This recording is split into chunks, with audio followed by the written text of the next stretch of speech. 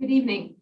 My name is Celia Rabinowitz. I'm the Dean of Mason Library, and it is my honor this year to be serving as the interim director of the Cohen Center for Holocaust and Genocide Studies here at Keene State College. On behalf of the center, I offer New Year's greetings to everyone celebrating the start of the year 5782. Thank you for joining us. Just a reminder to silence your cell phone for those folks who are here with us in the room. Those of you at home can silence or not. I'm very pleased right now to welcome Keene State College President Melinda Treadwell to share a few words.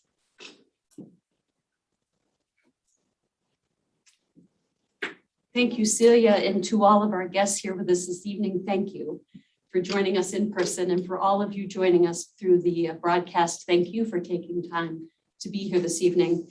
I am thrilled to serve this college as her president, as an alum, and in recognition this evening that this is our 24th annual Holocaust Memorial Lecture. We have had uninterrupted Holocaust Memorial Lectures for each of the past 24 years here at Keene State College. And this lecture is intended to bring scholars, writers, and activists to help compel our thinking, to help us to remember, and to help us make change in the world that we all share. And so with that, I welcome you all. I'm thrilled to hear this evening's lecture and the conversation, and thank you for taking time to join us this evening.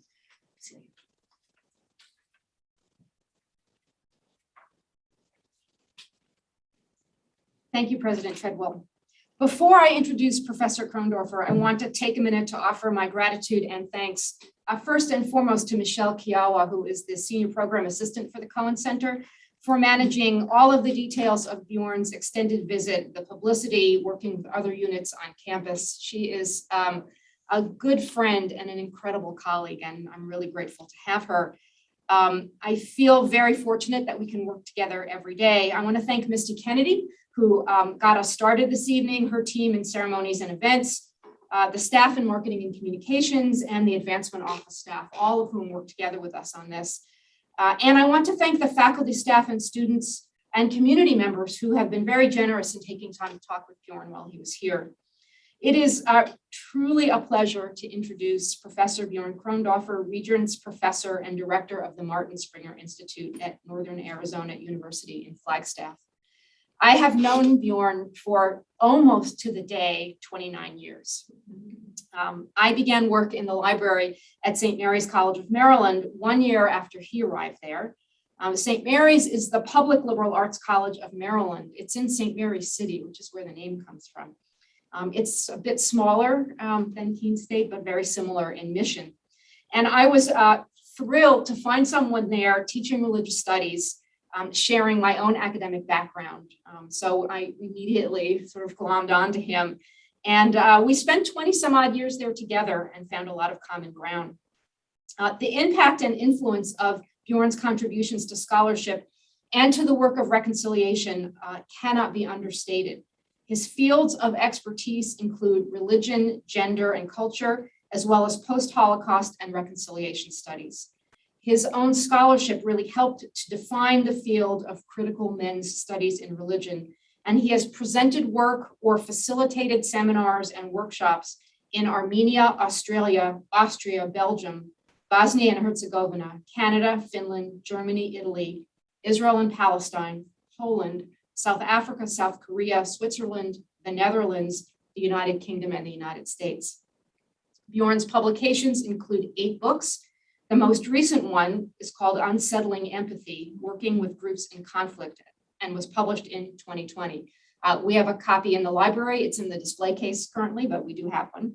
His other books include The Holocaust and Masculinities, Critical Inquiries into the Presence and Absence of Men, Reconciliation in Global Context, Why It Is Needed and How It Works, Men's Bodies, Men's Gods, Male Identities in a Post-Christian Culture, and Remembrance and Reconciliation, Encounters Between Young Jews and Germans.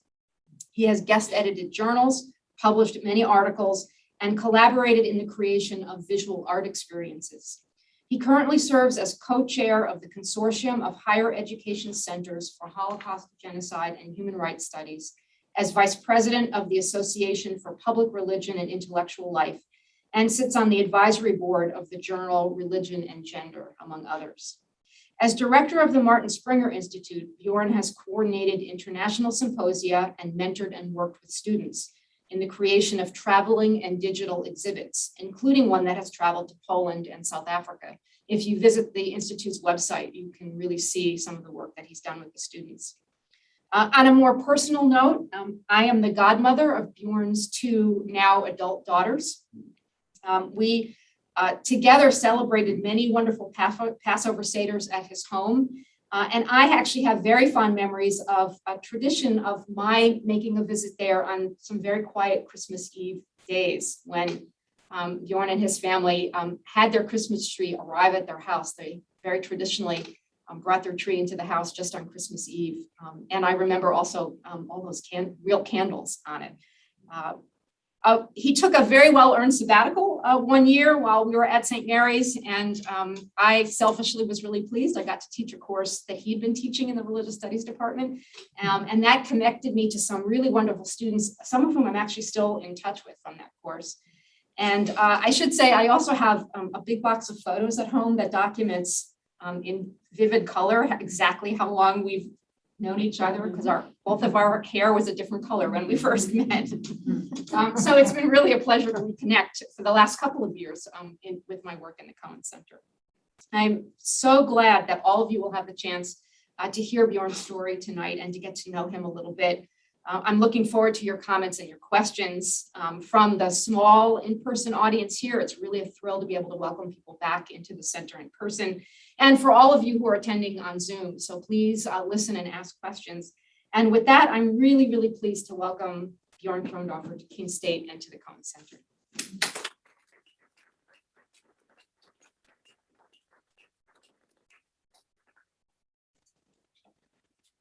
Well, there was one error in Celia's introduction. She said the color of my hair changed.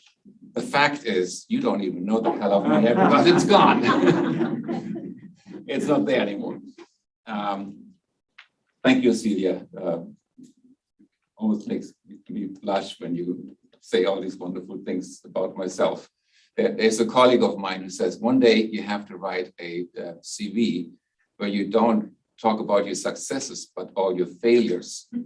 All the places where you applied and they didn't take you, and all the book projects that you wanted to do and the professor said no, and all the articles that you wrote, and then colleague says, oh, this is just nonsense. And it would be fantastic for our own humility to have this negative CV sometimes. But there are some positive things, obviously, also, and I'm glad to be here.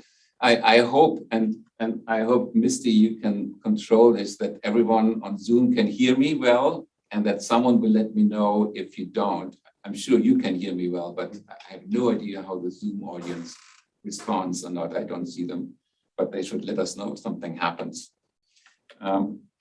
The institute I'm currently directing at Northern Arizona University in Flagstaff, it's a university of 20,000 students, was founded by a Holocaust survivor from Będzin in Poland. She was a teenage girl. She survived first being sent to Auschwitz, and then in a slave labor camp administered by Gross Rosen. And she and her husband, who was actually non-Jewish, who were residents of Flagstaff, a town of 70,000 people in northern Arizona. And no, it's not hot there. We have 4 seasons and snow in the winter and can ski. It's a wonderful place. She decided to give a small endowment to the university for an institute, just similar, very similar in many ways to the Cohen Center here. And so I feel kind of familiar with the challenges and the options that one has when one creates a center at a liberal arts college or at a university. And in some way it's similar because I'm aligned with the College of Arts and Letters there, which is about the size of the Keene College. So it's very similar in terms of the audience that we are reaching. So I'm glad I was invited to take a look at what you have here and give some advice, whatever it will be worth and whatever people take away from it. Tonight, do not expect an academic lecture or an academic paper. It's very much almost like a personal story where I want to exemplify certain things we want to think about when looking at the Holocaust, at one specific part of the Holocaust, and also at anti-Semitism. So it's a personal story. Obviously, it is informed by my work, as well as the story informed my work. It's really a mutual relationship. Often what I do academically exploring things reflects back to my life and what I experienced in my life. And it's really a personal life reflects back to the scholarship I do. And you probably pick up some of that as I'm talking today. So here we are. Thank you for coming. Growing up German, my father, the Wehrmacht, and ordinary anti-Semitism. This is the institute, just for you to get a quick look. That is our kind of tag that we give ourselves, global engagement through Holocaust awareness. You can see different kind of programs. One is the exhibit I talked about Benjin, with our founder in the woman embracing a student. Working with lots of student projects, you see some of them in the photos, working with the Native American community in northern Arizona and taking students to southern Israel, to Beersheba, where there's also Martin Springer Center for Conflict Studies. We kind of, not exactly partner institutes, but we started working together, bringing together American students, including Native American students, with Israeli and Bedouin students, and talking about majority and minority relations in both countries. Or survivors, you know this very well also here, that come and talk and give testimony. You probably recognize a few of the people we invited. If you were here for Jennifer Tege, I know she was speaking here at some point. We invited her too. Wonderful woman, and some of the spectrum of the kind of speakers we invite. But as you can see from the other pictures, we do much more than speaker series. But we do have at least one main annual speaker. And you see some of the people represented here. But enough of this to this.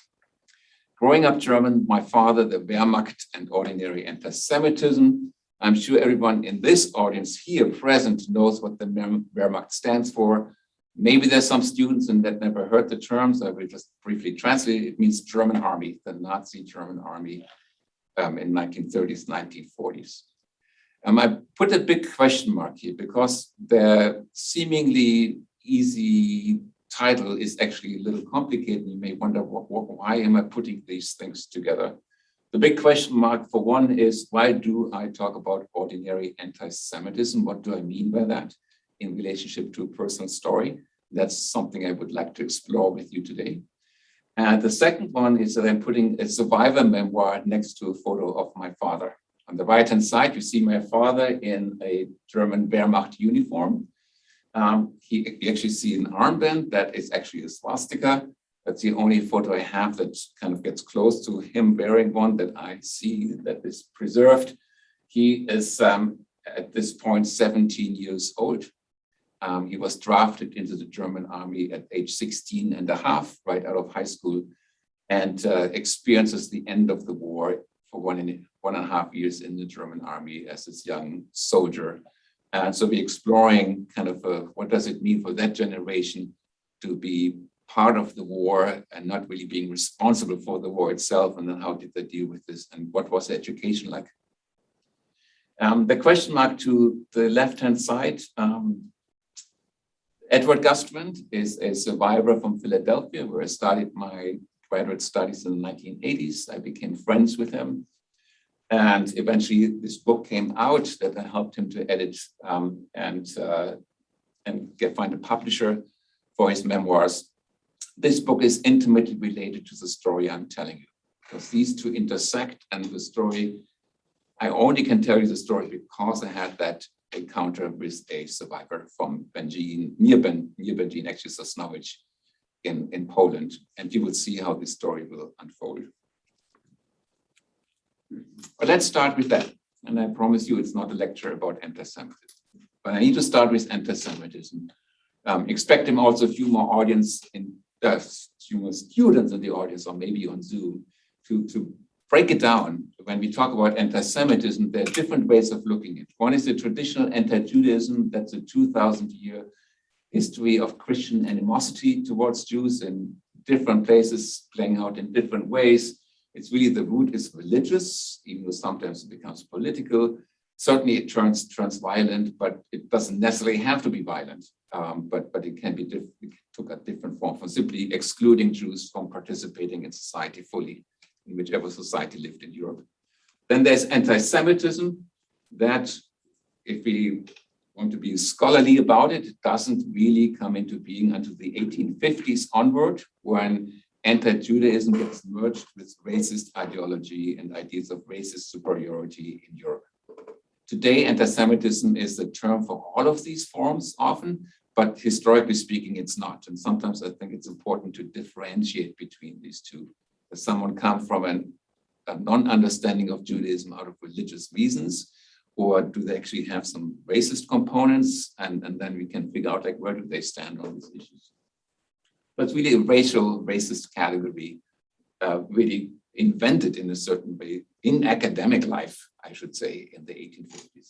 It's scholars who put it forward, and populists also, but it's really a scholarly theme that comes forward.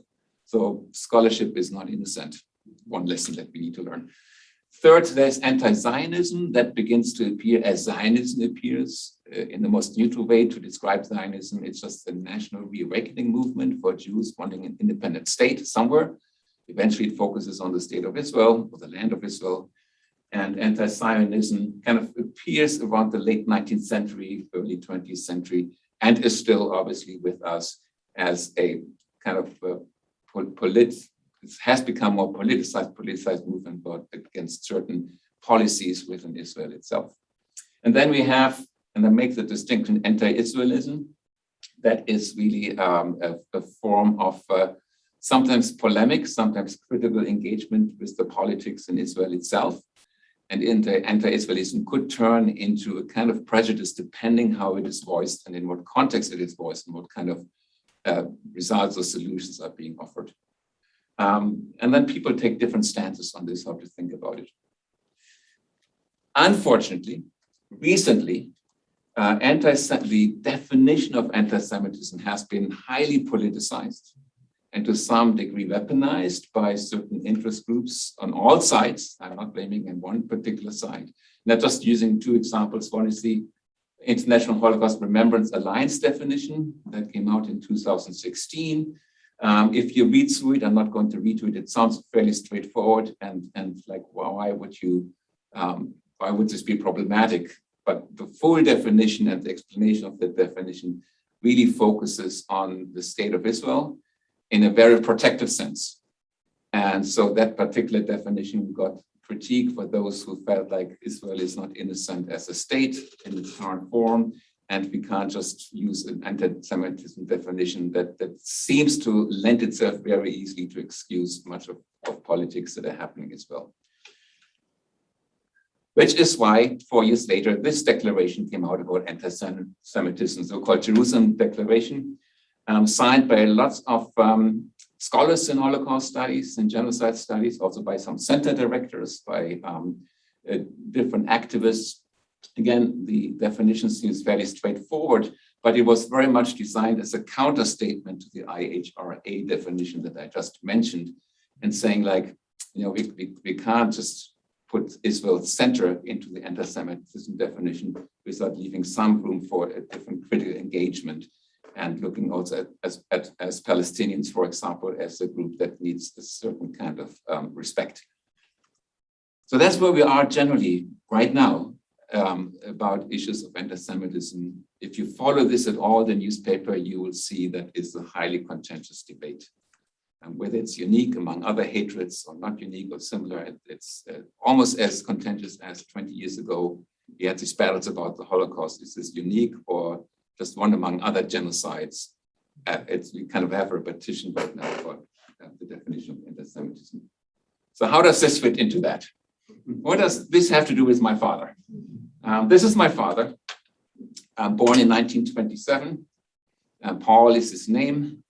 He was born in then Czechoslovakia, which was a new democratic state after World War I formed, but it had a strong German minority in certain parts, the so-called Sudetenland. This is where my father was born into a German family, German-speaking family, into the German minority.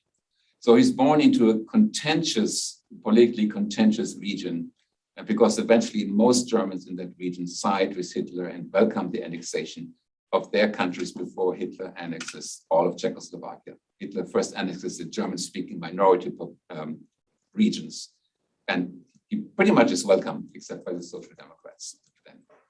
But this, my father, I start with this image, contrasting it with Auschwitz, simply to, I'm going back to here, to make the point to which I fully believe is that everyone is born innocent. I think my father was totally born innocent. I was born innocent, we all were born innocent. And then we are growing up in a situation that is not necessarily in our control. Or by the time it is in our control, we are already part of a system or are implicated or suffering from a particular system, but it wasn't our choice. So we're all born innocent, and then we pick up things and grow up in always environments that are not free of innocence. So the innocence we have at birth, we will lose over time.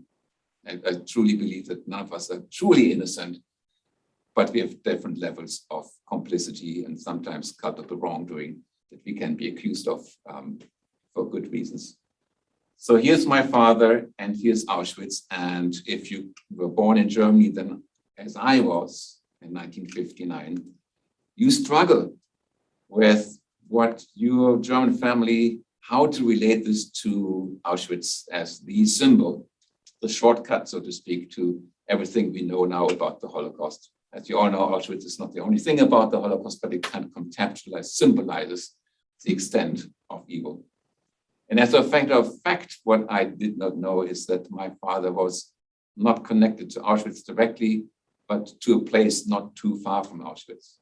To me, Auschwitz was a symbol, was something in German history, was something that I needed to cope with, but I certainly did not expect that my own family history would be somewhat connected to this place in a slightly more distant form. That is not what I expected to discover. And that's what we're exploring tonight. Here is again, ordinary anti-Semitism. It is my attempt to explain how and why people can harbor anti-Jewish feelings without perceiving themselves as being anti-Jewish.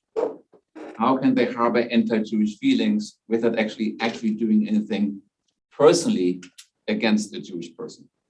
And yet those feelings are there, the expressions are there, the stories are sometimes there, and the interpretations of history and the world are there. And that would kind of encapsulate where my father would fall into this kind of category. A mixture of wanting to understand, not understanding, sometimes having empathy, other times falling back to prejudices, kind of the ordinariness of a person's experience in relationship to hatred of Jews. And more concretely, I'm using a phrase from the former director of the Berlin Institute of Anti-Semitism Research. He said, anti-Semitism is a dormant cultural code, by which is meant to say it can be evoked at any moment, even if the person is not involved in any anti-Jewish activities or anti-Semitic expressions, doesn't even vote for anti-Semitic parties, but it's a dormant code that at certain moments can be called upon to explain what is happening to them or their society or something like this. And again, that's how I'm approaching this. The dormant cultural code. People may not be able to read this, right? It says the political and the religious. That is my father caught between Catholicism and the Hitler Youth movement. In between, I put just a flyer of the time about the Hitler Youth movement. As some of you may or may not know, the Hitler Youth movement eventually becomes the youth movement that everyone had to be part of. They basically integrate all other youth movements into the Hitler Youth movement. On the left hand, you see my father as a Catholic boy. He was born into a working class Catholic family. My grandfather was a janitor of a school, and they were extremely conservatively Catholic, and by default were somewhat skeptical of Nazi ideology.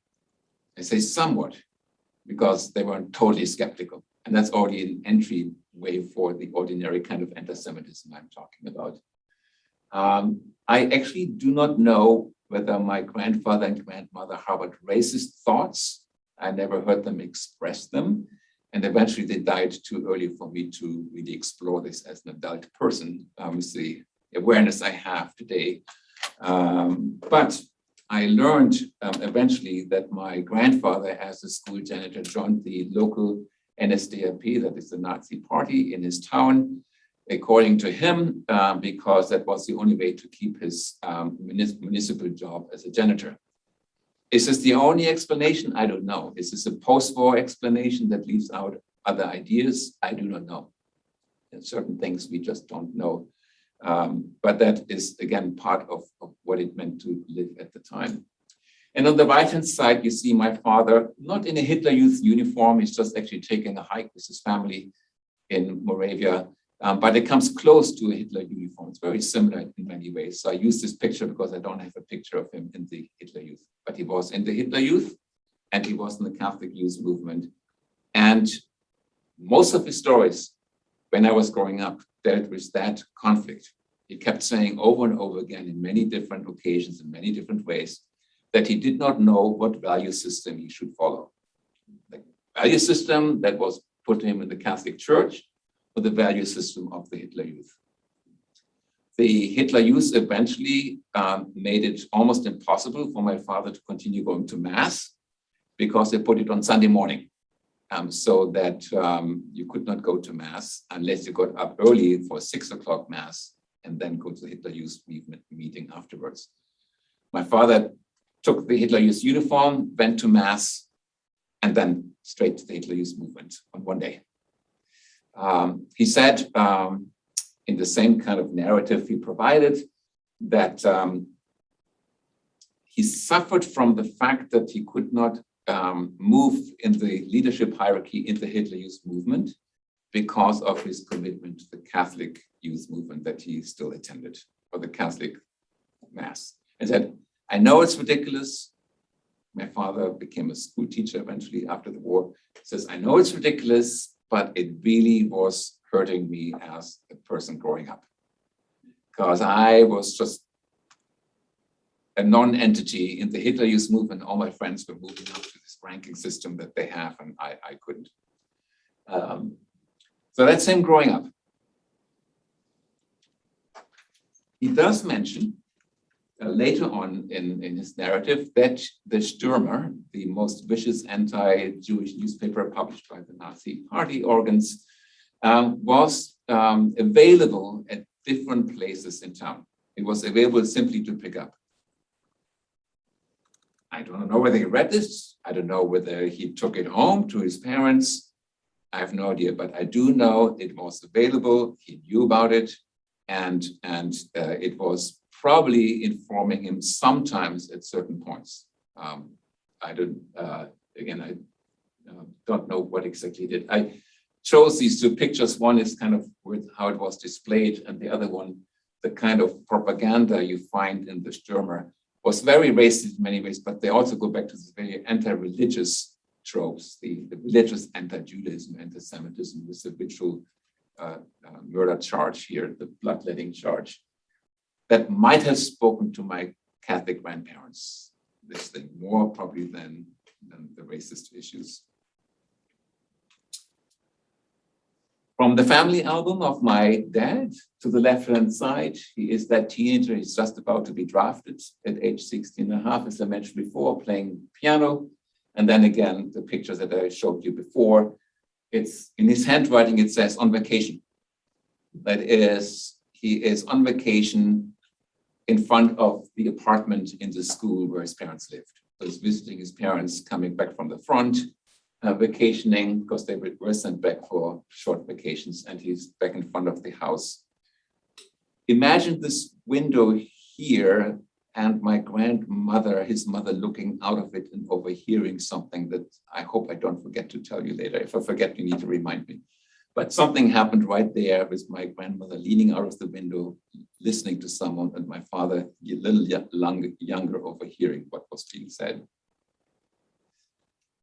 Then the question, why this book? Edward, also called Lolek at the time, born in Sosnowiec, not too far away from Auschwitz. He was born a year before my father, but pretty much at the same age. He decides, as the only member of his family, to escape, go in hiding, take on a false name and a false ID, a Polish ID card.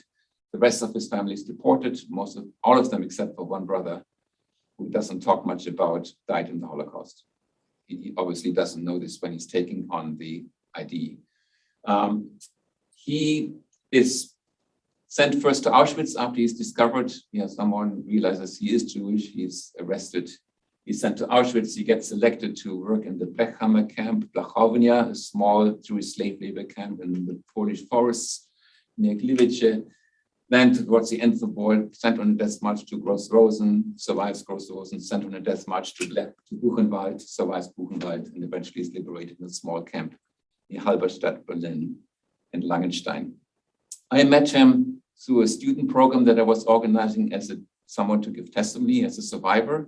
And in the process, he kept focusing on his time in Blechhammer, where he stayed the longest during his imprisonment. Very small camp, most people don't know about it. And he kept talking about it. It was, for some reason, I remembered this particular camp more than the others.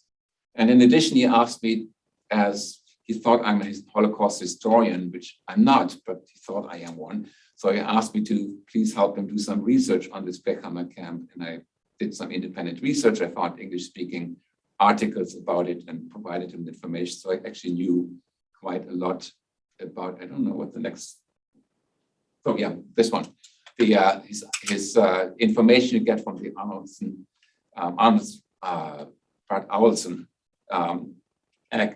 archives in Germany. Edward Gustbrand, different names, different spelling, Lolek, Lajor. In 42, he sent to Blechhammer, then he sent to Seibersdorf, then he sent to Blechhammer, so all small labor camps, then to Gross-Rosen, Buchenwald, and so on and so forth. They misprint his birth date, it says 1929, it's actually 1926. But it was done by a post-war German bureaucracy that was taking just information about people that come across, and they kind of keep track. So they just see who he is and where he comes from. The red dot is where Blechhammer, Blechownia is. We located on the map. You see Auschwitz would be about here. That's where he was born. Auschwitz is very close by. Blechhammer is not too far away from the Auschwitz camp, the largest extermination camp in Poland, located in Poland. You see it again, you see Auschwitz and all the sub-camps, and I'm using this map to locate it again because I think it was 1944 that this small independent slave labor camp becomes a sub-camp of Auschwitz. This is what Blechhammer was about. Jewish forced labor camp, so-called Judenlager in the German language of the time, had about 4,000 prisoners, meaning Jewish prisoners. In 1944, it was made a subcamp of Auschwitz-Birkenau. Prisoners worked, and that's why they were there. IG Farben decided to build up a completely new factory in the Polish forest to create synthetic gas because Germany had an energy problem at this point. So it's a new factory out of nothing, and they used Jewish slave labor to build up that huge industrial work.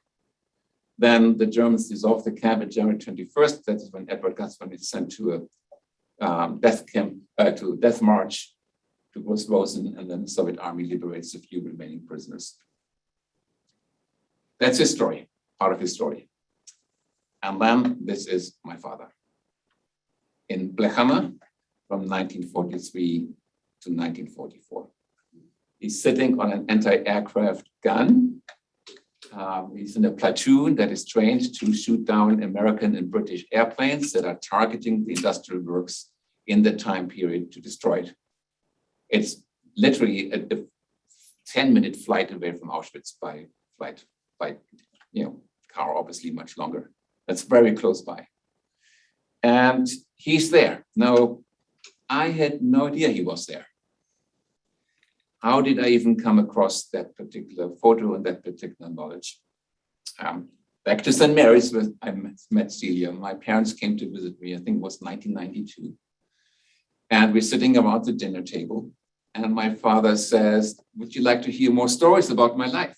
They knew I was interested in Holocaust studies. They knew I had met survivors. I was talking to the survivor community, to children of survivors. And they knew what I'm doing. And I said, absolutely, do I want to hear more? And he starts saying like, you know, when I grew up, I wasn't the Catholic youth movement in the church and the Hitler youth movement. And there was a conflict about what values I should follow. And yada, yada. And I think, oh my, it's the same story that I've heard all my life. I mean, how often can you say that? And you may know this from your own families. You keep repeating eventually the same stories and nothing new happens. And that's really how I felt. Like, you know, it was about to say that, it's really not that interesting. And suddenly says, no, we were sent from Oppeln, which was the German pronunciation of a Polish, now Polish town, to Dresden, where I was in February 1945 to take officers training as a 17-year-old at this point, towards the very end of the war. And said, but you know, before we got to Oppeln, I was sent to Blechhammer. And he had no intention to talk about Blechhammer. And I said, and he wanted to continue with Dresden and his training as a young officer. I said, Blechhammer, I know what that is. That Blechhammer was a Jewish slave labor camp. It was the industrial works. Like, what are you doing there? And he grew pale. I grew pale. He grew silent. I grew silent. We're sitting around this table, not sure what the next part of the conversation can be.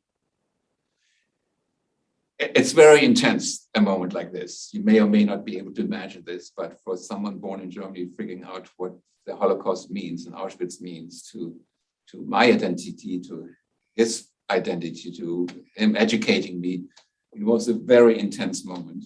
And it's just completely coincidental, accidental, that he mentioned that name, which he had never mentioned before, and that I just happened to know this name of out of 30,000 camps that existed. At least 30,000. That just happened to know this name because I had happened to meet a survivor who talked about his survival, 1.5-year survival in this particular camp. And I did not know at the time he was stationed there for over a year. At this point, I assumed when it first came up, he was just transitioning through this town to somewhere else. Later, I found out it was much longer. And it was really hard to, I told my father, I know what this camp is. I know a survivor. There's a Jewish slave labor camp. I don't know what you're doing there. Like, why do I not know about this? Half accusatory, half curious. Young German generations were very good at accusing their parents for being implicated in Nazism one way or the other. Never helps the conversation, but it was our way to express our disappointment or anger for many years. I don't do this anymore. And so over time, things came to the fore about what it was and why he was there. That same evening, my father said, well, now that you know that I was in Blechhammer, will you learn anything new about the Holocaust? It's a good question. Like, would I really know more about the history of the Holocaust by knowing that he was near Blechhammer, in this nearby the Jewish slave labor camp? And I said, yes, it makes 100% of a difference to me. For one, I feel I've lied to my Jewish conversation partners for the last 10 years. When they ask me, what did your parents do? I tell them, my father was in the German army, and then they were refugees after the war, and they found each other in West Germany, and then I was born. But, I basically told a story of more or less, not exactly innocence, but a World War II story and not a Holocaust story. My parents were not connected to the Holocaust in my previous narratives. Now it turned suddenly into something that was more like also a Holocaust story. Because for Germans, the stories you heard in Germany from my parents' generation was World War II stories, never Holocaust stories. And by that, I mean stories in which Jews have any appearance in their narrative about their lives when they were growing up. None. Jews just did not appear. It changed things, but that is how I grew up with that generation. So I needed to know. So that was one question my father asked. And I told him it makes a huge difference. And then he said, what do you want to do about it? Or what do you want me to do? I mean, himself to do about it. I said, well, I know Edward Gustrand. You could write him a letter. He said, no, I can't. So why not? Oh, my English is not good enough. So I translated it for you. And the short of it is, after back and forth for months, he never wrote him a letter, just never. It took all my courage eventually to call Edward Gustrand and say, this is just what happened. My father was in the same place at the same time. Edward Gustrand was there from 1943 to January 45. My father arrives in September 43 and stays there 4 years. So they're there at the same time, almost same age. So they're in the same place. Of course, they never saw each other directly, but Edward saw the guards and the Germans in uniform, and my father saw the prisoners in their prison uniforms.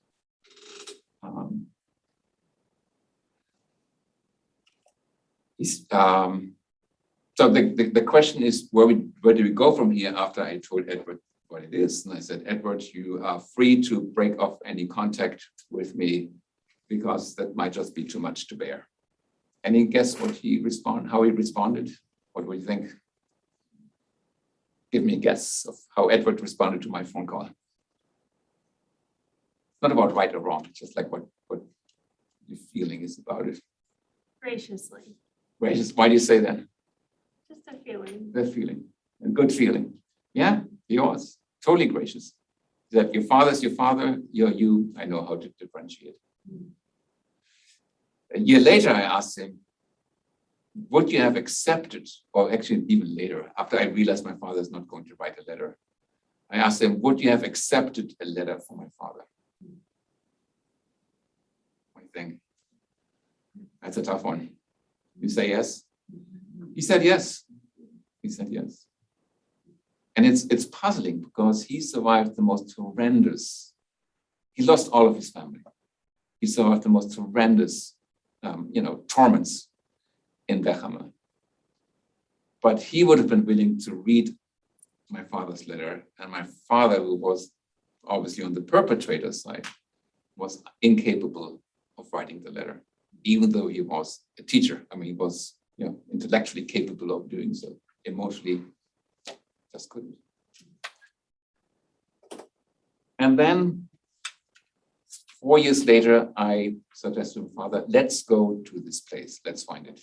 Let's travel to the town where you were born. Let's travel and find Blechhammer, how it looks like today in Poland, and spend a week together. To my surprise, immediately he said yes. And off we went on a summer. I went back from the United States to take him for a 1-week tour. And I said, I have two requests. One is your wife, my mother, is not coming with us. My siblings are not coming with us. My children are not coming with us. It's just you and me. And I will tape you. I will audio tape you every conversation we have. And he agreed. And as a matter of fact, he was the most honest ever in his life during the full 1 week. I felt like what I wanted, I got. That is, I wanted to make sure he's not deceiving me about his time there. I wanted to understand why some narrative fragments that he told me didn't seem to make sense to me. So I suspected, as many young Germans suspect, that their families don't tell them the full truth. They tell them partial truth, not necessarily lying, but partial truths. Some actually did lie, but in my case, I was afraid of partial truth.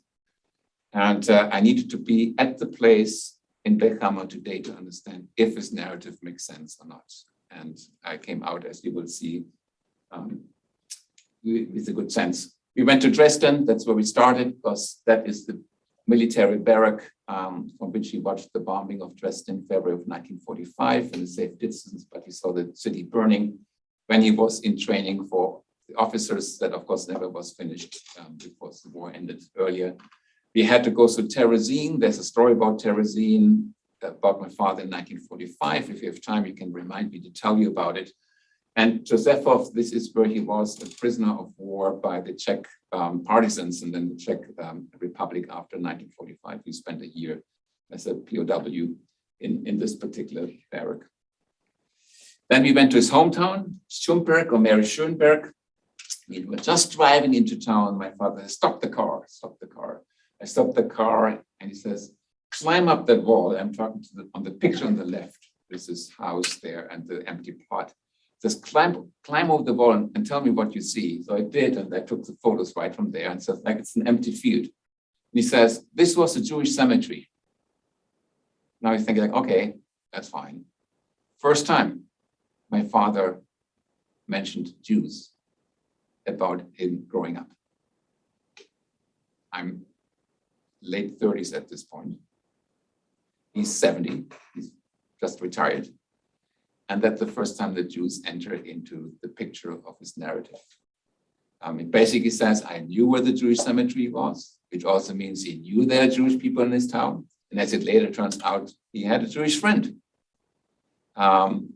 His friend was actually the son of a family of a banker in his town. And he said it was really difficult because we came from two completely different class backgrounds. But we were friends. And when I asked him, like, what happened? He said, well, one day they weren't here anymore. That's all he says. And it's probably all he knows because he never inquired at the time. So suddenly Jews enter into the picture during this journey. And then he asked me, you see him here at age 70, he asked me, take a photo in front of the store in this now Czech town. And I had no idea why. And then I took the photo. It's like, Dad, why did you want me to take the photo? He said, like, that is the store where I bought my Hitler Youth uniform. And suddenly, like, for a person like me, if you have done family history yourself, I mean, it's really important that you give a story, a taste, a feeling, a sense, see the contradictions. And he's standing there, it's like, okay, I'm beginning to get a much fuller picture that obviously I can't tell you everything about it. This says Blechhammer, an old map, German map, Judenlager, Jewish camp of Blechhammer.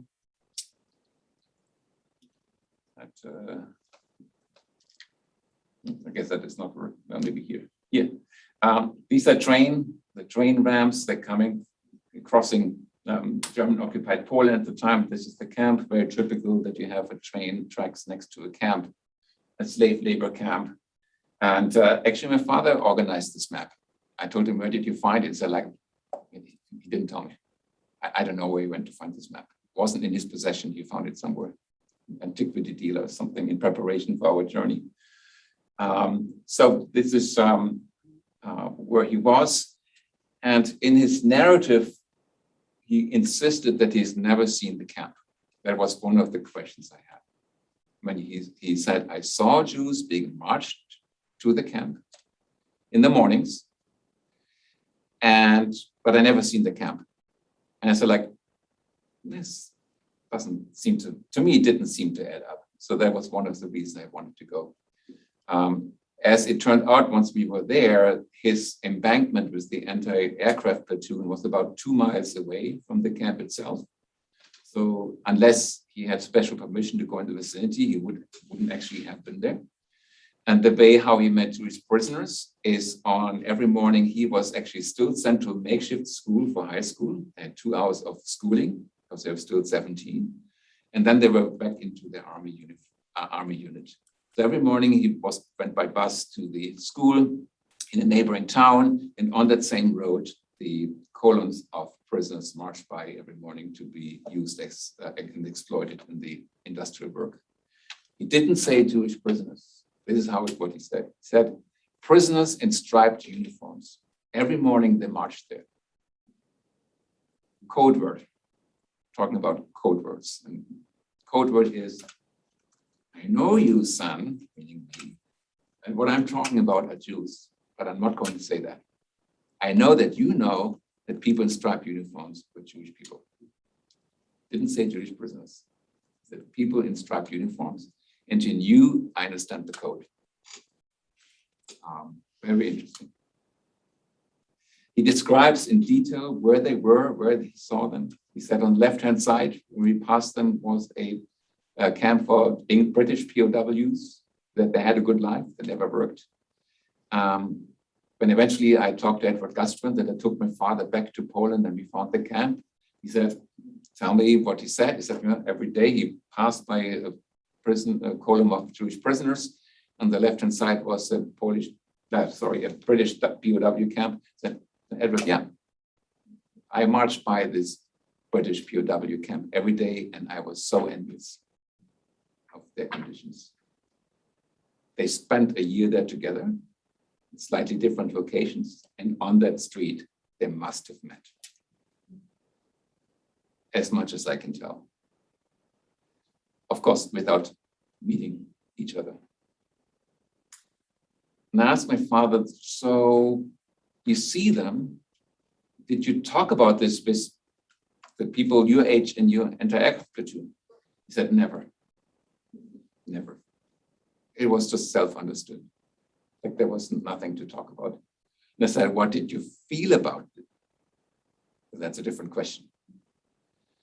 And he said, his exact words, when they passed, I heard the sounds of their wooden clocks, because they had these wooden shoes, very primitive shoes. And I heard that sound every time. And it made me really sad. And that's it. No more talk, no more thinking.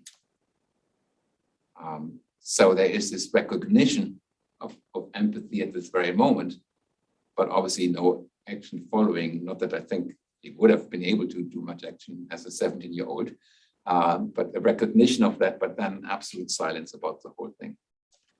I later learned that he's still meeting with his comrades of that platoon today, even when I was growing up in the house, and I had no idea. I had no idea he was keep meeting them every 2 years or so. And so, and on this tour, when you told me this, I said, are you talking about this time? What are you talking about? Are you trying to make sense of this? He said, no, we never talk about this time. I said, will you do it now, next time? He said, I promise I will do it.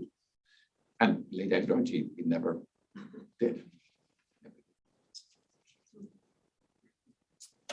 This is Blechhammer in 1942, just being built up, of course, by slave labor itself. You see the Jewish stars on the backs of some of the workers here. You also see you also see an overseer, probably a capo, more nicely dressed. These were could have been Jewish, could have been a political prisoner. He's not a German, but he's oversees the work commandos. Sometimes they were extremely brutal and sometimes they were independent. And you see the shadow of the photographer probably here. You see the stars on the backs here. That is when it's being built. That's at Blechhammer Camp. This is with my father, more than 50 years later. We found the place that in 96 there was nothing marked. We just did old maps to figure out where it might be. And then we eventually drove into this particular road in the Polish forest, and suddenly that gate shows up in the tower, the watchtower and the gate. And at this point, I knew that my father actually couldn't have been there and wasn't there. So for him, that was all new, that exploration of this particular camp. I eventually showed this picture also to Edward Gustrand when I was back in the United States. He said, this is what we saw, let me know. I said, yep, every day I marched to this gate and was counted. I got there with my dad. This is the entry. And we just about walking in there. And my father says, my camera doesn't work. He's trying to take a picture. My camera doesn't work. It's like, that's okay, let's go. He said, no, I'm not going in there without my camera.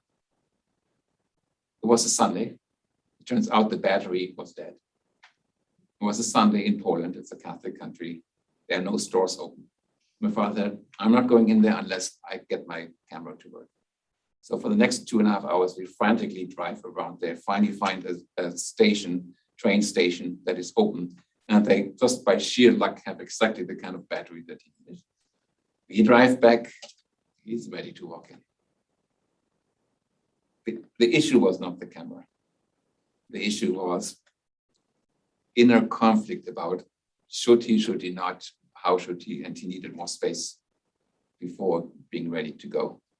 Very conflicted. My father, I don't think I've seen him ever as conflicted as walking with him through these gates. Now completely overgrown, all the barracks are gone. A few structures are still standing like these watchtowers. And I took a photo out of these watchtowers right to the train tracks, and they immediately evoked kind of this sense of fear and oppression and Nazi guards and Nazi brutality in these photos. But really, it's only these concrete structures that was there. The rest was gone. On the left-hand side, you see the barracks and the fencing around it. This was taken right after liberation. And then on the right-hand side, how the same fence looks today. I mean, that's what's left. Maybe by today, it's all gone. I haven't been back, but by 96, you could still find the perimeter of the fencing around it. That's my father in front of the gates after we came out. Very pensive, a little confused, mostly silent.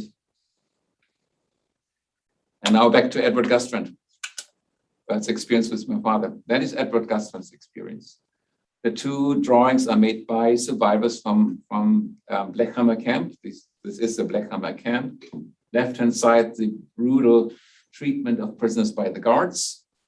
On the right-hand side, the kind of labor they had to do. A lot of building, a lot of cement, carrying cement sacks and building up the industrial works. And I'm using these two pictures because that was exactly Edward Gustrand's task. For a year and a half, as a 17, turning 18-year-old, he carries cement sacks most of the time. To such an extent that his eyes are still damaged from the cement dust from the time. It's only 5 years ago he called me and said, from Florida, he's still alive, and said, Björn, do you know any eye doctor? He knows that I'm one more than he would know. But he said, do you know any eye doctor? My eyes are so inflamed, I need to find something. And I think he just wanted to almost find, maybe not consciously, find an excuse to talk with me about it. And I'm saying this because the suffering that people who survived, even sheer physical suffering, just accompanied them their whole lives. And obviously that is not true for my dad. There was no suffering in that sense. But this is the kind of work he talks about, people exactly like the one with the whip. They called him, they had a special name for him at the time because there was the new guards who were extremely brutal and guards who just did their duty and they knew whom to avoid and whom not to avoid. Often their task was to build air raid shelters that of course weren't used by them, but used by the civilian Polish and German workers and the guards. Because as I mentioned before, the American and British bombers beginning to bomb it, my father's supposed to shoot down the British and American bombers to protect the factory. This is from my father's photo album, which he didn't show me until after we returned from the trip. He said, now that we took the trip, look at this photo album. And there's all these photos from 1943, 1944. He clearly had a camera with him as a 17-year-old to take photos of that. I had no idea that existed in my family possession. You see the industrial works in the back. It's a photo of the bombing of Blechhammer. It is actually Blechhammer. It's not a stand-in photo for something else. You see the bombs falling. You're probably well aware that this was a very ambivalent moment for Jewish slave laborers when the bombs were falling. Because on the one hand, they knew it means the end of the war is near, and there might be liberation in sight. On the other hand, they were not allowed to seek shelter. And so actually the people who were killed in the bombing raids, other than the physical damage to the plants, were the laborers, the Jewish forced laborers, and not the guards, and not the civilian and Polish overseers and civilians working in those factories. They knew they could be killed. They knew this is a sign for the end of the war, and they had to live with this incredibly difficult ambivalence of whether to welcome it or not. There are horrific stories about it, which I'm sparing you today. This is my father. This is the anti-aircraft platoon. This is what was used to shoot down the bombers you saw before. This is his barrack, and below in green, this is my father in 1996, when we actually retraced the exact location of where the gun was at the time that he was responsible for. So he's there at age 70, astounded that we still find the embankments of that particular anti-aircraft gun that he was operating and manning. And there were still brickstones of that embankment, and picks out a brickstone. And that's that. What do you want to do with that? He said, oh, I'm taking this home. It's like, why? He said, like, this is my life. This is what we did. And I want to show it to my former comrades with whom I'm meeting every year. And I already told you that he doesn't do this in the end, but that was his intention. And then I found this. You will see in a moment what it is, but this is Blechhammer. You see the same kind of structure in the background, just by someone who's drawing. These are the platoon of my father. There's a British,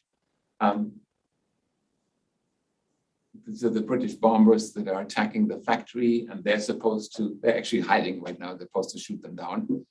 And actually they did shoot one down, and they took a prisoner, a pilot from the British Army that he talks about. Now, it comes out of this book. These are the diary entries, kind of a diary entry of his platoon, his own platoon, chronicle as they call it. And they write this on a fairly regular basis in a certainly handwriting that's very hard for me to read, of their time this 1 year in Blechhammer. I had no idea my father has it. He had a copy, he doesn't have the original, but that also suddenly comes out of the family closets, so-called skeletons that we might have. And you see kind of how they portray themselves, very different than how Edward, as a survivor of the same age, would have portrayed himself. This is the day of arrival. You see again the Blechhammer Camp in the background, 13th of September, 1943, that it would have been yesterday, a few years ago, that he arrives there. And then the kind of things that they experienced about military drill and what they had to do and learn. 1994, 43, this is the image he took. I showed this to you before. This is the image I took in 1996, almost identical. I actually believe that this tree is the same as this tree. This is the shelter that Edward Gusman had to build, but wasn't meant for him. You see the shelters on this side here. You see the stacks here. It's like almost identical because it was used by the Polish government, continued to be used by the Polish government after the war for decades. By now, I'm pretty sure it's gone or totally changed, but by 1996, it was fully functioning what the Nazis had built. And the question is, we have these two pictures, but what do you do with that information? My father, Edward Gustrand, this is his entry card to Gross-Rosen death camp, concentration camp, that he stays there for a little bit before being shipped to Buchenwald. How do you work with two experiences of history that begin to become so intimately connected? This is my father, and this is my mother. They're now in their late 70s in this picture. And if you look at him, there is no sense that this is his history, that this is what he kept secret for a long time, that this, once it became out in the open, he was willing to share, which I was writing about eventually, which I shared with him. He was very touched by the writing that I wrote. And then trouble started. We might get to this one too. But again, this discrepancy between being in World War II next to a camp that was an Auschwitz subcamp and him in West Germany many years later after retirement. The story could end here, but it did not. For one, this book appeared afterwards. Edward Gustrand, after he listened to my story with my father that took him there, he emailed me several times and telephoned me several times saying, like, I've written my memoirs, do you want to read them? I said, yes, send them to me. Nothing happens 4 months later. I've written my memoirs, do you want to read them? I said, yes, please send them to me.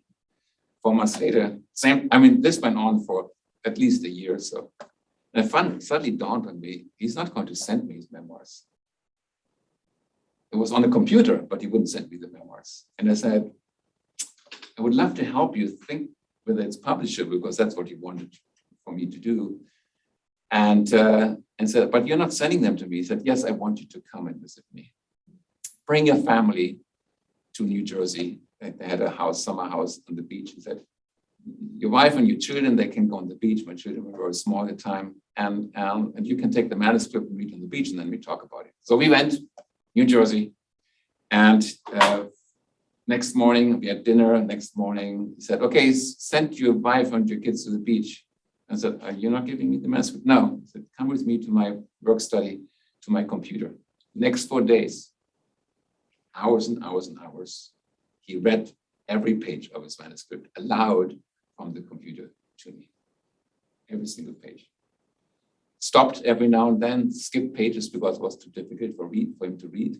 When he lost his little sister, whom he couldn't help to escape through a fence, then he would stop, cry, return 2 hours later to the same story, and eventually we got to the whole book. And after 4 days, the 5th day, he said, so what do you think? I said, well, it needs a little bit of editing, but I think it's publishable. I said, okay, take it with you. And that's how the book came into being. It was a kind of a ritual departure. It was the only thing he had left from this time, was his manuscript. And even though rationally it could have been reproduced from the computer at any point, it couldn't let go without something else happening. And that's how this book eventually appeared in print. That's one result out of that encounter. I started working with the 3rd generation of descendants and bystanders or perpetrators, meaning German kids of the 3rd generation and American Jewish children, students, really, university students. Took them on 4-week tours. I don't have the energy anymore to do 4 weeks, but at the time, between 89 and 2005, we did it for 8 times, 4-week-long, super intensive study trips. Now I work with different student groups on racial issues, racial reconciliation, because students don't talk about racial differences on campus, trying to help them find a language to do that. Working in trilateral meetings with Palestinians, Israelis, and Germans, mostly in Beit Jala, which is West Bank, and sometimes in other places if the situation doesn't allow us to do that. There's a program I talked to you about with students taken to southern Israel to study Bedouin and Israeli culture, and then taking them back to the Navajo and Hopi reservations in Arizona. Works with the arts. I work with artists. She's Karen up there is a Jewish German artist born in Frankfurt, like I am. She lives in Bloomington, and we came together to explore family histories through different lenses as fellow Germans and yet not fellow Germans at the same time. This is just one of the dialogue works we kind of created. My father died 2 years ago in May of 2019, after 7 years struggling with dementia. If you talk about memory, the importance of memory, you saw the importance of it and recovering it. At the end of his life, he didn't remember anything, nothing. Didn't, for one moment to the next, he didn't remember that I just came to visit him and so on and so forth. So memory itself is a fleeting thing. If we don't write it down, document it, at some point it's just gone. And had my father not accidentally mentioned the name Blechhammer in 92, what I just told you, I would not ever have known. And I would present myself very differently of why I'm doing what I'm doing. And here's that photo that you recognize as a lino cut that I produced and put right into my head, into my face, is claiming that history for myself. Not replacing my father's history, but saying like, okay, it's my dad's history, but it is also my history. And it's the way I tell the story. My father would be in the audience. He probably would want to tell the story differently. But this is how I present it. I do need to come back to this one moment, and then I stop and see for questions. And that is, you remember the photo with the windows to the apartment? I assume it must have been 1941, it's my best guess, 2 years before my father's drafted. That is, he's probably around 15, still a boy, kind of teenager. And he stands behind my grandmother, his mother, she's leaning out of the window and she overhears the conversation. And my grandmother has a conversation with her Catholic neighbor, who is described as a good Catholic, going to Catholic church every day, family man, 5 kids, but also in the Wehrmacht. And he stands there down, little down, and when my grandmother looks down, they have a conversation. And he proudly talks about the hunting of rabbits in Ukraine. And as it turns out, the rabbits were Jews. He has absolutely no sense that this is something one shouldn't talk about. So my father overhears the conversation of his Catholic neighbor, father of children, good bourgeois, middle-class man, having no hesitancy to talk about that their unit is hunting Jews in Ukraine and shooting them, as if it's an animal hunt. And from my father's narrative, again, I have no proof what part of that is true. He says that his mother was really insulted and she closed the window on him. Is this absolutely true? I cannot tell you, but that's his remembrance, or at least the way how he chose to tell the narrative. And I can't believe it, knowing my grandmother, that she may have done exactly that, because the one thing she hated was people being violent. Not necessarily so much out of empathy for Jews, possibly, but just the fact that anyone hunts any other human being would have been deeply appalling to her. And I'm telling this because that's the kind of ordinariness by which these brutal stories were shared and kind of become part of your memory, and kind of live on, obviously, in my father's life, and could have died with my father, but I now learn them and I can teach new generations of how this works in family constellations. Thank you for now, and I'm open to questions.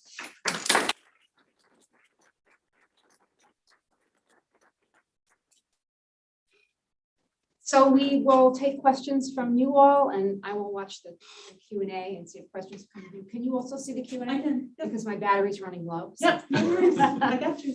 All the way back there, your hand came up first. Yes, thank you.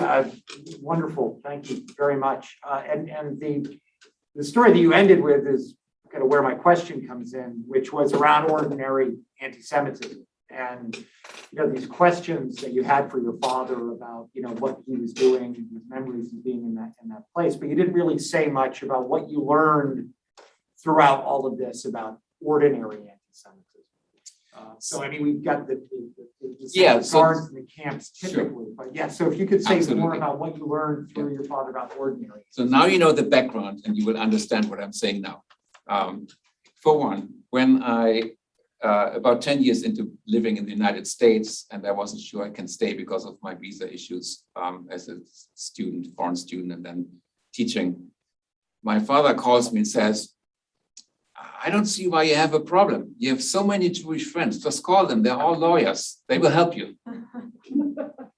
Cultural code, number one. Is this a kind of anti-Semitism that brings people to Auschwitz? No. But and he didn't say this. He didn't think this would be insulting. Right? And he didn't think this would be the untruth. He actually wanted to do me a favor, right? To give me good advice. But it's an upbringing that has a certain picture of who Jews are. And I hear the Nazi upbringing in school, where Jews were portrayed as occupying all the law, the legal professions, the medical professions, and the press, and I hear that. My father doesn't hear this. My father takes it for truth. Would be one small example, very ordinary. But I hear it, and I told him, and he really didn't understand my protest, because for him that is true, that's reality. Another one, slightly more complicated story. I told you that I wrote about the trip we took together. I wrote it in German, I sent it to him. He was very moved by it. And then when I visited him about half a year later in Germany, that was like in March, probably spring break, he says, everything in your story was really moving, but I want you to take out one part. I said, like, what part is it? Like, when you tell the story about my neighbor, the one I just told you about, you mention him by name. you are not allowed to use his name. I said, Dad, why shouldn't perpetrators have names? Victims have names. Why shouldn't a perpetrator have a name? That you need to take this name out, and became more and more angry with me and said, why? Well, imagine his children will read the story somewhere if you publish it. And then they suddenly know who their father is or their grandfather. I said, yes, exactly, they should. He said, you can't do this. He got so upset with me, even at the point when I said, okay, it's our experience, we did this together. I will change the name. If that helps you, I will change the name. He didn't hear this anymore at this point. He was so aggravated and said, like, if you write this with this name, I will take a lawyer and I go public and say everything I've written is a lie. Intense, telling you, intense. After we had such an intimate journey together, flipping to the complete opposite side. Flipping back. 3 months later, he knows I'm coming again this summer to see him. He says, I just heard a radio interview in Frankfurt by a Jewish survivor who decided to live in Frankfurt and still lives there. Not now he's dead, but then he lived there. And he tells in the radio interview that he was a prisoner in Blechhammer. And my father calls up the radio station, the public radio station, and says, I'd like to talk to him. Can you give me the phone number? They give him the phone number. It's very strange that they give him the phone number. And he calls him up. And he says, you don't know me, but my son is coming back. He and we visited together 2 years ago, the Blechhammer Camp. I was there, I was a soldier.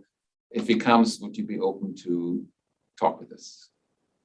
And the survivor says, yes, come to my living room. We go there. So it's the complete opposite of what I just experienced with him, this intensity, and even threatening his son with a lawyer, which was absurd, obviously, but that's what he did. So we go to him, and these two men, both same age, pretty much in the 70s, begin talking to each other. And I'm just sitting there. And in the beginning, it was good. And then my father begins to ask him questions with the cultural code, the ordinary kind of anti-Semitism that my father didn't realize it is, but just assumed these are friendly questions of curiosity. So why do you think Jewish people are always persecuted? So how come that it didn't go away earlier? And things like this. And why do the Jews in Frankfurt now keep on coming back to the Holocaust? It's just, and rubbing it in. It's kind of leads to antagonism between us and you when we could really have a good relationship. And I was so ready to crawl under the carpet, the table, disappear, not be there. I was so embarrassed, but I mean, that's my dad. And the survivor, having lived in Germany for 50 years after the war, kind of knew exactly that kind of conversation. And he was very gentle and gently refuted him or didn't answer. So it didn't come to some major escape, but that would be another example where that would play out, for example. So that's an answer. Thank you. Hopefully. We've got a question that came through, and then I think. So the question online is, did your father agree with the Nazi ideology, or did he follow orders for his own safety? That is a very good question for which I have no good answer. I would think, and that's true for many of his generation, who turned 18 in 1945 when the war ended.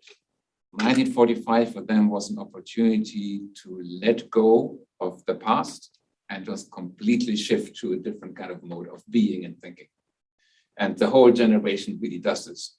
What they forgot, this generation, is that they were far more deeply influenced by the anti-Semitism and the racist codes of Nazi German education at the time. They felt like, of course, they shifted to being West German and good Democrats. And my father became a social democrat, and then he voted for the Green Party. I mean, like, you can't say he stayed, somewhere within the right-wing party system. He really did not, and so many others didn't either.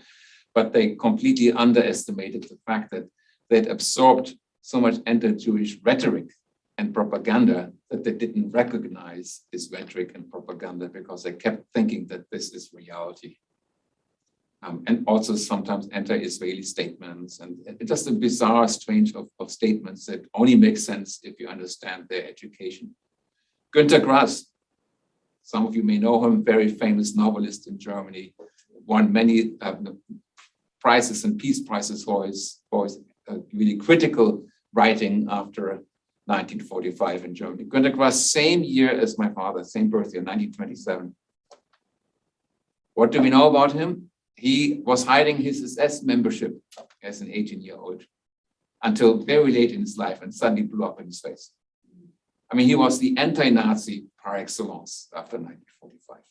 Amazing writer. And he never was able to confront the fact that he was an SS member. He played it down even when it was revealed. The Pope, B16, German, 1927, same year as my father.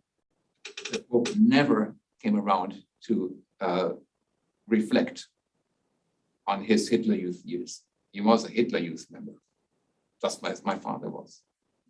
Very much so. Never touched the issue. So it's that kind of generation that we have of men, for women in a similar way, but differently, that really didn't come to terms with how they were involved. My father was never in the Nazi party. Probably he was too young to really sign up, and then the war took over and there was no chance. As I told you before, my grandfather was. Talking about memory, I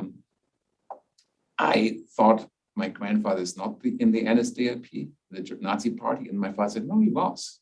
It's like, really? And then I go back to some of the documents I have and letters from him and my father that I had read before, and it's right in the documents. I did my own kind of forgetting too. I'm not blaming just other people. We do all of kinds. Like it somehow didn't register that my grandfather was a Nazi party member until my father pointed out again. I had to go back and see, like, actually, I knew this, I just didn't register. Yeah. Thank you. So you mentioned the presence of anti-Semitism as this dormant cultural code, especially when your father was very, very young. And then what it was like growing up after the war, where the presence of Jews were just absent from your parents' stories and their narrative. So how do you feel the Holocaust impacted the transmission of this dormant cultural code? The Holocaust for this generation, and people before and after to some extent, for this generation, the Holocaust functioned very well to excuse themselves. And that may sound strange because it should be an accusation, not an excuse. But it could function as an excuse because anti-Semitism is what people did in Auschwitz. That's anti-Semitism. And if you say that if I pointed out to my father that this is really an anti-Jewish statement, what he heard me saying is, I'm accusing you of anti-Semitism. I am not an anti-Semite. I think what happened in Auschwitz is awful. Nazis were awful. That should not have happened. So Auschwitz functions as a way to actually not reflecting on what else you absorbed as a cultural code. It's not the kind of racist anti-Semitism that the Nazis implemented. There's plenty of people of a generation that would have been my grandfather's generation in terms of age. But anti-Semitism is this, and hence I cannot be. The cultural code remains hidden and invisible. You and then I don't know whether you have more on the. Yes, lovely talk, and I appreciate your being here. There are so many different things that I'm thinking of that I'll try to tie together a bit. To begin, you said something that just struck me. You had the map there of Blechhammer, and you said that your father organized that map. And organized is one of those code terms that's often used in study of the Holocaust. What did you mean by the word organized when you said that? Because it struck me as organization is something that was done in the camps in order to get materials to make the camps and to get things done. It was used by both prisoners as well as by the guards there. Also, I'm wondering if if you're familiar with Martin Rumscheid. I am. Yeah, okay, because Martin is there was watching some. currently. You might even be listening right now. He is. Sure, that's great. He's obviously, he's known to a few of us here for the years that he came over and did work for us. But there are echoes of your relationship with your father, especially when he got angry with you, and Martin's relationship with his father, which was very intense. And it reminds me a bit of what Philip Sands has done with Hans Frank, but also with the other fellow. The last thing I just wanted to say is, had you not studied the Holocaust, this story would never. Exactly. It's such a wonderful And part. not- It's so important. And not only that, if my brother and sister, who are also educated people, one lives in Vienna, the other in Berlin, if they had listened to my father mentioning the word Blechhammer, Wouldn't have made any they difference. would not have stopped him. The story would have never come up. And as I said, it's accidental in a kind of weird, divinely inspired way. I mean, sometimes think it was supposed to happen to me, but I also was perceptive and attentive for this to be able to happen. Yeah. Because had my father mentioned any other name, I don't know. I probably would have even checked whether that name means there is a camp How many of nearby. these stories didn't come out It's- because there wasn't the and that Bjorn is- and that that knew is what a they big were talking question. about? The Yeah. so-called conspiracy of silence that people talked about German generations, post-war generations. It's like precisely this. There's a conspiracy to not talk. And so lots of the stories are lost. And sometimes it's just the objects that remain that get retrieved from the attics, the famous attic later. And then the grandchildren, or by this time, fourth generation, wonder like, what is this about? And it's hard to figure it out. And organisieren, Yes. yeah, I didn't mean it in this particular way, but organisieren to organize was basically meant legitimize stealing.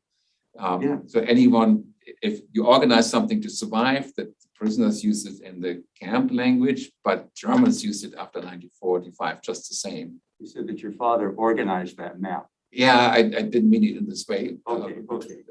But because he did it in the 1990s. Okay. I don't know where he went and where he found it. It was interesting that he pulled it out as part of the It's just repertoire for us to grabbing think about.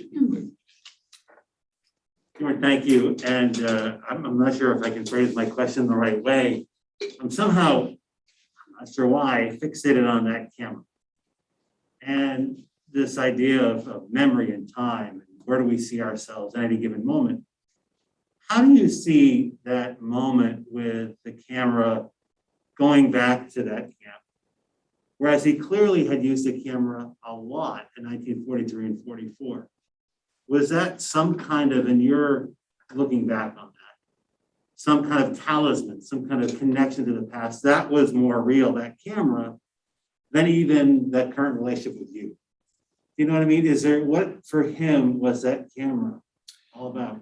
I don't know, but you are making me think about a connection that I haven't thought about before. That, as a matter of fact, he had a camera in the 1940s, and he goes back with a different camera, clearly, but still with the camera 50 years later to document it. And I have to think about this connection. I wish I could ask him now, but I can't. But like what?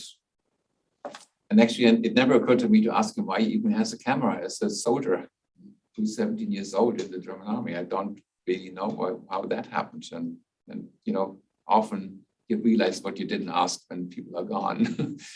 And it's just, but it is an intriguing element to think about keeping visual memory and how for him to retake photos 50 years later, what that really meant for him. We've got time for one more, and Michelle has one. When your father discussed his past concerning his role in the Holocaust, did he seem fazed by his past, or was he able to speak about the topic without remorse or concern? I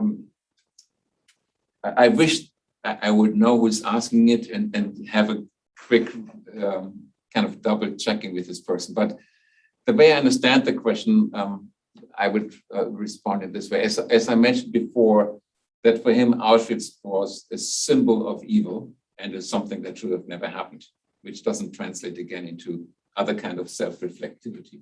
doesn't translate into him feeling like as a teacher in German and economics, he should have brought up that story in his class as class material learning. Never did he talk to his students about it. Yeah. Because he retires after we have this conversation. I think he felt the same kind of remorse he shared with me when he talks about his memory of the wooden clogs and the sound of these wooden clogs of these prisoners, which is the kind of empathy that you see people have a human heart, but don't translate this into action. You have this wonderful inscription along the wall here of the center from, learn, teach, act, Yes. think, teach, and so forth. And he doesn't take that step. He really does not take that step. Whenever it was a strategy that not my father used, and again, I don't think they were conscious about it, but whenever I brought up the Holocaust, he immediately brought up, but what is it that other countries do? I witnessed the bombing by the British of Dresden. Why don't we talk about this? And what happened in Vietnam with the Americans? Son, you're in America. You should be accountable for this one too. And I mean, and he could not stay with the Holocaust in and of itself. He could only talk about the Holocaust or willing about the Holocaust if I acknowledged that other people were doing evil too. That was the only way for him to emotionally and intellectually allow me, so to speak about. And my mother even more, and that's a different story, but till this day, my mother's still alive, she's 92, is still very skeptical about what she thinks is my identification with the Holocaust story from the other side, which I do not see this way at all, but that's how she perceives it. It feels like I'm neglecting the German suffering and the German story and her story. And it's not easy. There's one more, and since he was, I talked to you earlier yesterday, I would love to hear from you. Thank you for sharing your stories with us. I was curious to know a little bit more about kind of how you came to be in this field and how you sort of navigated your relationship with your parents and that sort of family history a little bit more, as you shared a little bit with us. To some extent, coincidental, and to some extent, I think this is just the legacy of my generation. We somehow absorbed it, and some people took it up and kept with it, and other people temporarily worked with it and let go and did other things. But it's kind of the legacy we need to deal with. So to show you the complexity of my parents, they took me to Stutthof when I was 16 in Poland, which is another concentration camp. We visited Poland as just visitors, tourists. Then one day, without announcing it, we stopped in front of Stutthof. They clearly had the plan to go there. That now we're walking in, it might be difficult. So you walk in, I'm 16 or 15, probably 15. And I didn't know what to do with that. I was not prepared. My parents didn't prepare me for it. It was important to them, but they didn't integrate me into their memory and what it meant to them. And then I left, and I was left with more questions than answers. I just had no model to how to make sense of it. Same in school at the time. It's really much, much better now. But at the time, the only Holocaust education we got was one morning. The teacher said, like, come, go to the movie room in our school. The light darkens and they show Night and Fog. No preparation. Oh, wow. No preparation. Several classes just had to, not just my class, like the whole class had there were like 300 people in there. And then we left and no conversation afterwards. It was bizarre. So kind of like you absorb the messages as a kid without really getting some mechanism or teaching tools of what to do and how to make sense of it and to figure out, is this part of me or is this someone else? Is it supposed to be part of me? Is it, we were just really left hanging. I can tell you now it's really completely different. The 1990s completely started to change the educational system, but not when I went to school. But you had a different question, which I forget. Comment. Just kind of wondering about how, How did I get there? Yes. So on the one hand, it's part of what I feel is we absorb things and then we have, at some point, you have to make sense. I got a stipend to go to Temple University, Philadelphia, religious studies. First class, I'm sitting next to rabbinical students from the Reconstructionist school that took this PhD program also to get a PhD in addition to the rabbinical degree. And for some reason, both the rabbinical students and there was two other Germans there, we just felt we need to talk. It was like this magic magnetic thing, sometimes repelling and sometimes attracting. And the woman that turns to me and says, "Oh, I'm studying for the rabbinate." And I, 24 years old, fresh out of Germany, full conviction, say, "No, women cannot become rabbis." Oh, no. And I was totally convinced I'm right. I had actually no idea about Judaism, to tell you the truth.